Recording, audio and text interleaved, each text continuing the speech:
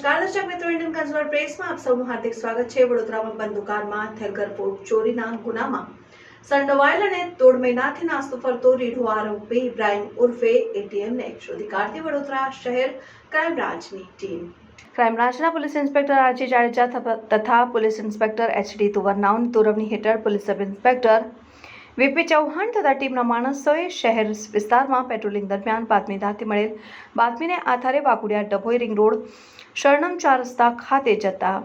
ત્યાં હાજર એક ઇસમ પોલીસને જોઈ ભાગવાનો પ્રયત્ન કરેલ, પરંતુ સદર ઇસમને ત્યાં જ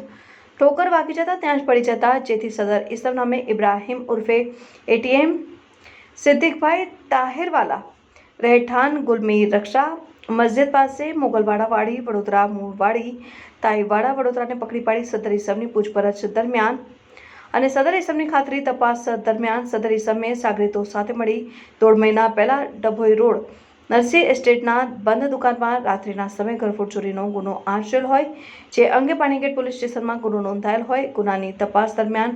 હાલ પકડાયેલ આરોપી ઇબ્રાહિમ ઉર્ફે એટીએમની સંડોવણી આવેલાની અને આરોપીઓ ઇસમ આ ગુનાના કામે પોલીસ ધરપકડ ટાળવા સારો નાસ્તો ફરતો હોવાનું જાણતા